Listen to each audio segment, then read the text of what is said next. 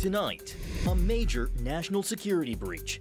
China had a backdoor into U.S. military technology for years. Now the Pentagon is firing back. This is obviously unacceptable, especially in today's digital threat environment. What was missed and what happens next?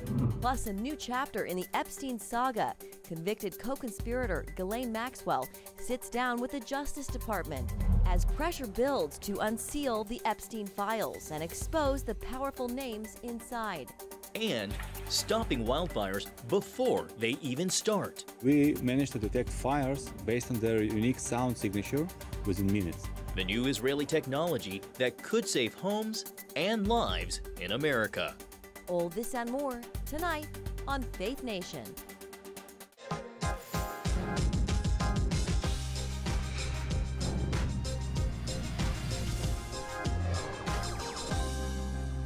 China's threat compromising America's security systems. Good evening and welcome to Faith Nation. I'm John Jessup. And in Washington, I'm Jenna Browder. The Energy Department is confirming a massive cyber breach targeting U.S. systems. Chinese hackers exploited a Microsoft flaw to access the National Nuclear Security Administration. The full extent still being reviewed, but it underscores the national security threat of unsecured government networks. The Defense Department is feeling the heat, too, after a third-party report revealed that China may have gained access to sensitive military systems for over a decade. CBN National Security Correspondent Caitlin Burke has the details. China's potential into DoD systems didn't come in the form of a cyber attack or a rogue agent inside the government. The source appears to be Microsoft employees based in China, operating under oversight of undertrained U.S.-based supervisors. These Microsoft engineers based in mainland China were feeding code to what were called digital escorts. So these were DoD employees with security clearances that were able to take the code that was produced by Microsoft engineers and then put it directly into DoD systems. While these Microsoft employees are not known Chinese agents, according to a ProPublica investigation, many of the digital escorts tasked with patching their work into DoD systems report being ill-equipped to understand the code they receive. Jack Burnham, a research analyst with the Foundation for Defense of Democracies, sees this arrangement creating two main security concerns. So there's both a concern about vulnerabilities in terms of Chinese engineers employed by Microsoft having an extensive knowledge of the cloud computing system, so being able to target certain aspects, as well as potentially introducing vulnerabilities that these digital escorts may not have known existed because they didn't have the technical expertise in order to spot them. Both Microsoft and the Pentagon were reportedly notified over the last decade regarding potential security concerns given the location of the Microsoft engineers. But when ProPublica spoke with former and current Pentagon officials, many had little to no knowledge of the program or how it operated. The spokesperson for the Defense Information Systems Agency saying, quote, "Literally no one seems to know anything about this, so I don't know where to go from here." Microsoft, meanwhile, issuing a statement saying its personnel and contractors operate in a manner, quote, "consistent with U.S. government requirements and processes." No matter what circumstances led to this system flying under the radar for so long, Defense Secretary Pete Hegseth says it ends now. And I want to thank all those Americans out there in the media and elsewhere who raised this issue to our attention so we could address it. Effective immediately, Hegseth says China will no longer have any involvement in DoD cloud services, and he's ordered a 2-week review of all other Pentagon systems. This is obviously unacceptable, especially in today's digital threat environment. Now, this was a legacy system created over a decade ago during the Obama administration. But we have to ensure the digital systems that we use here at the Defense Department are ironclad and impenetrable. National security experts say it's time for a cybersecurity mindset shift across the federal government and for a major investment in a trusted workforce here at home capable of ensuring more critical systems aren't left vulnerable. Caitlin Burke, CBN News, Washington. Thank you, Caitlin. And for more on this, we're joined by Patrick Cronin, Asia-Pacific Security Chair at the Hudson Institute. Patrick, welcome. So these were Microsoft employees based in China who were being overseen by people here in the United States. Patrick, how did this happen, and what does it say about our security capabilities here in the United States? Well, it says when you're building rapidly a digital system and a set of systems, including just for the Pentagon, Defense Department has 3 million employees. When you're building those kind of systems rapidly, you're relying on a lot of different workers and a lot of different technologies that you may not understand fully what's going into them. In this case, yeah, outsourcing to Chinese tech workers was the wrong thing to do for our Defense Department system, never should have happened. And yet, because the United States has to rely very heavily on our commercial suppliers, Microsoft is a great corporation, a great company, but like other commercial enterprises, they rely heavily on an international workforce, and that includes Chinese tech workers. We do not have enough trained tech professionals and regional professionals to fully staff some of the universities, some of the governmental programs we need. We need to do a better job at training and educating and ensuring that the requirements rule out allowing China to be the workers who are working on these systems or the technology, providing the technology that goes into those systems. We just heard Secretary Hegseth say no more Chinese involvement in cloud systems, and then Caitlin mentioned in her reporting cybersecurity mindset needs to shift. How much do you think our security systems are still at risk today? Well, they're very much at risk. The Chinese are also getting better at this, unfortunately. So in the past, they didn't mind being found out, but now with their SALT and Volt Typhoon programs to try to pre-position themselves into our critical utilities, or whether these new Lenin and Violet Typhoon programs that are trying to steal espionage and information on targets and on people and information, we're going to continue to find these in future systems as well, not because of this contractor problem, but because they're able to exploit software, because they're able to hack into different systems, they're able to exploit individuals. And this is part of the geostrategic competition with China. We have to do a better job. I would remind you that Secretary of Defense James Mattis, in producing the 2018 Defense Department's cloud strategy, was quoted widely as saying that if we fail to adapt at the speed of relevance, we'll forfeit the advantages we had to win World War II. It's that mentality that we're running right now in the artificial intelligence race with China. And when you're running that fast with new technologies, you're accepting certain amounts of risk. And that means everything we do today, everything we buy, everybody we train, we're also accepting a certain degree of risk because we're trying to achieve certain milestones of capacity right now and sooner than the Chinese. We don't want to be surprised by China when they can suddenly de-encrypt our secret messages, or when they can hack into our sensitive communication. So there's a balance between accepting some risk, but then constantly being actively trying to find out where those risks exist. So this will not be the last time Secretary Hegseth probably has to go on around the world and say we're going to crack down on this espionage, because Chinese are relentless on this. Yeah, we know the Chinese, but are there other countries or bad actors that you're keeping an eye on?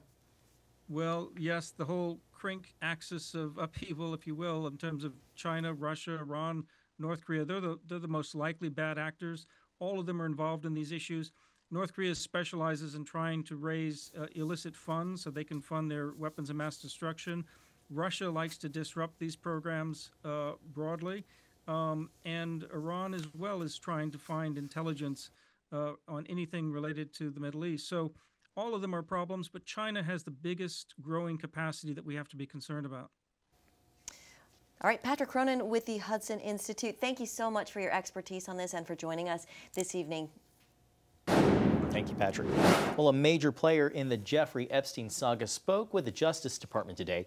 Ghislaine Maxwell met with the DOJ, some of their officials, to talk about potential accomplices in Epstein's international sex ring.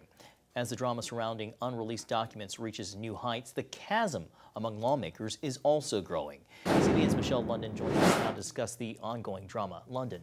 Well, Ghislaine Maxwell, Jeffrey Epstein's former associate, is currently behind bars in Florida serving 20 years for child trafficking. She is set to meet with Deputy Attorney General Todd Blanche in Tallahassee. Meanwhile, the question of how Epstein evaded accountability for decades is the talk on Capitol Hill. In addition to her interview today, the House Oversight Committee has subpoenaed Maxwell for a deposition. Add to that, some Republicans joining Democrats to subpoena the Justice Department Department to release the full Epstein files. Here's what House Oversight Committee Chair James Comer had to say.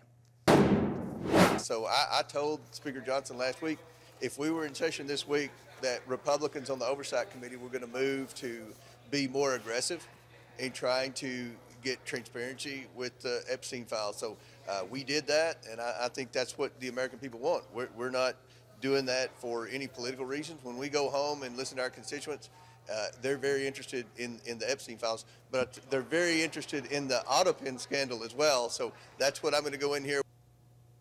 And now new information suggests President Trump was made aware that his name was included in those files. A recent report from the Wall Street Journal suggests President Trump was told back in May by Attorney General Pam Bondi that he'd be listed along with other high-profile names. Former President and First Lady Bill and Hillary Clinton are said to be on that list. Now, it is important to note being named in the files is not evidence of any wrongdoing. But just last week, President Trump did deny being told he was in the documents. The Journal also claims Bondi reportedly told Trump she wasn't planning to release the files because they contain child pornography and victims' personal information. Here's Kentucky Rep. Thomas Massey to reporters. Here's the problem for us here in the House specifically. If they become apathetic, if those voters who got energized and put Trump in the White House and us in the majority become apathetic because we don't follow up on this one simple small promise, then they're not going to show up in the midterms. President Trump has deferred to the decision to release documents to Bondi. Wednesday, a federal judge denied her request to release grand jury transcripts dealing with Epstein. Meanwhile, the House Oversight Committee wants to depose Maxwell early next month. John, Jenna. All right, London, thank you. Well, a major victory for the Trump administration. It's the battle against anti-Semitism on college campuses. Columbia University has agreed to pay a $200 million settlement to the U.S. government in order to restore billions of dollars in federal funding withheld after accusations of rampant anti-Semitism. In a statement, the university says it admits no wrongdoing, but recognizes the painful incidents experienced by Jewish students and faculty. This is part of the university's ongoing agreement to combat anti-Jewish behavior. Earlier this week, the school announced disciplinary action against 70 students who took part in pro-Palestinian protests last spring. The president took to Truth Social to celebrate the victory, saying more to come. While the link between the devastating Los Angeles wildfires and the state of Israel, we explain right after the break. Welcome back. A wildfire burning in Oregon is about to reach a rare status. The Cram Fire, located in the central part of the state, is ready to surpass 100,000 acres burned. That will officially give it the title of mega fire, making it the largest fire the United States has seen all year. More than 600 people are working to put out the flames. The latest report shows it's about 77% contained. Parts of 3 counties are currently under evacuation order. The cause of the fire is still being investigated. Well, in January, we all remember when the wildfires tore through the Los Angeles neighborhood of Pacific Palisades. It was just devastating, destroying more than 16,000 homes and businesses. Well, some area residents, as you can imagine, fear similar outbreaks could happen again. As CBN's Paul Petit reports, Los Angelinos are learning how to protect themselves from future disasters from a group of people who are all too familiar with them, Israelis. Although these police checkpoints are now a thing of the past, the costliest wildfire in U.S. history remains part of life for residents of Los Angeles. When you lived through the horrific fires of the Palisades fires and or the Eaton fires, it's something you don't forget about. As debris here is still taken away, the fear of a repeat disaster is real. This delegation from Israel is showing communities how they can guard against it. As the fires burned here in January, a team of Israel firefighters arrived to help and share their expertise on fighting the flames. Now this new group is meeting at Fire Station 69 in Pacific Palisades. Just outside, charred remnants of a once thriving community. Sometimes you feel like you might be in the rearview mirror, but this community is extremely strong, it's extremely united, and we're constantly working together to keep us in the spotlight when necessary. The spotlight today focuses on detection and prevention. It provides an opportunity for residents, firefighters, and officials to obtain a first-hand look at advanced fire technology from Israel. I'm going to advocate for our community that we need to start looking into this stuff. Those were retaining walls for homes that have since been cleared. California and Israel have similar terrain and weather. This device, used by Israel's Division of Forestry, can detect the slightest sound of burning flames. It's called fire wave, and we managed to detect fires based on their unique sound signature within minutes. While Israel is well known for its Iron Dome air defense system, this innovation is called Water Dome. It ensures water can be distributed without losing pressure, something that plagued LA firefighters in January. During fire, the changes of consumption of water are very dramatic. So it's an automatic system that responds fast. No one can do it. There's also the Fire Dome, a system that spreads out a retardant to stop the burning with pinpoint accuracy. We know the wildfire is coming closer to us. We basically launch the capsules with fire retardant to predetermined coordinates around the property, which create a peripheral barrier between the fire and the communities. The demo leaves both residents and engineers impressed. I think it's exciting technology. I think anything you can do that helps reduce your risk as a homeowner not only provides you better peace of mind, but also reduces your dependency on shared resources such as fire departments, police departments, etc. According to the Army Corps of Engineers, 3,100 of the 4,600 Pacific Palisades properties have been cleared. But as you can see, there's still a long way to go. The Israel Consul General hopes his country can help to make sure something like this never happens again. I visited this community. I saw the devastation for the communities. Israel Bakar is Consul General of Israel to the Pacific Southwest. His primary job is to represent Israel's interests and assist its citizens. This effort goes beyond that. Israel is a tiny country, but it's a superpower in technology and advanced technology to help humanity. And America is our best ally and our friend. And any good technology that we have, any advanced one, we want to share it with America. And especially when it's a life-saving technology. Multiple communities along LA's west side are more than 20% Jewish. Having comrades from their homeland helping in a time of need helps build trust and diplomacy.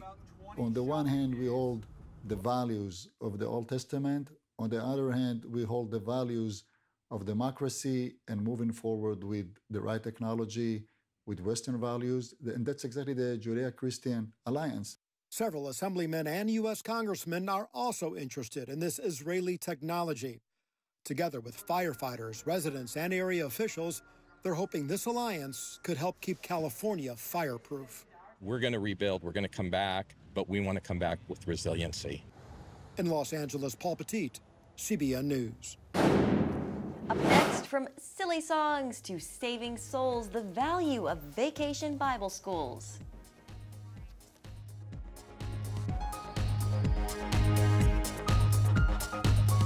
Welcome back. A massive heat dome is covering a big part of America, making already hot July temperatures even hotter.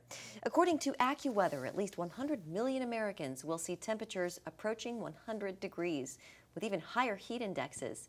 Heat continues to be the deadliest extreme weather we see here in the United States. Well, Jenna, when you were a kid, did you go to vacation Bible school? We did. I mean, I lived in a really, really small town, but we did have VBS at my little church. Same here. You know, while summer may mean hot weather for many churches across the country, it also means vacation Bible school. That's right. VBS provides kids with biblical teachings and, of course, a lot of fun. CBN's Wendy Griffith shows us how it happens. Excitement fills the air at Kempsville Baptist Church in Virginia Beach on a Wednesday night as children from kindergarten through 5th grade show up for their third night of Vacation Bible School. Bible lessons combined with games, crafts, music, and other activities engage the young people while helping them grow in their faith. This year's focus is magnifying the Lord. And it is all about seeing the bigness of God in the small details of His creation. For a generation of kids that is plagued with isolation, that's plagued with anxiety and loneliness and worry, to have a message that the God of the universe is never too busy for you, that he sees you and knows you and loves you. He made you. You are not a mistake. He knows how many hairs are on your head. In addition to the activities, many children receive Jesus during their time here. I think at least every year we have 1 or 2 kids that come to know the Lord, and then we see them plant that seed to their families as they go back home also, and then we've had families come attend our church through this also. According to research, nearly 3 million children will attend a Lifeway Vacation Bible School this summer, and about 70,000 making a personal decision to follow Christ. As for trends, Thomas says more churches are starting to customize VBS for greater reach and impact. And so we'll see a lot of churches who are pivoting from a 5-day traditional VBS setting to maybe doing that across multiple weeks in the summer for a midweek program. We'll see them who will do it just in a weekend. Can we do it in 3 days or 4 days? Could we do even an all-day VBS? And judging from their smiles, there's no place these kids would rather be on a hot summer night. Tell me what you love about Vacation Bible School. I love meeting new people and dancing to the songs. It makes me feel closer to God and Jesus, and it's really fun, so yeah. What have you learned about Jesus this week? That we need to magnify him. What does that mean to you? It means like I get to get closer to God and get to learn about him, follow him. Wendy Griffith, CBN News, Virginia Beach. Love that the summer tradition continues. Well, coming up, a little girl with a big heart. We explain next on Faith Nation. Finally tonight, a young Texas entrepreneur is baking cookies for a cause. And she's got a clever name for it that has a nice little ring. It's called Cameron's Cravings. 11-year-old Cameron Balfour was at a summer camp just 20 miles from Camp Mystic during the devastating floods earlier this month. She wanted to help, so she decided to sell homemade cookies and donate the proceeds to relief efforts.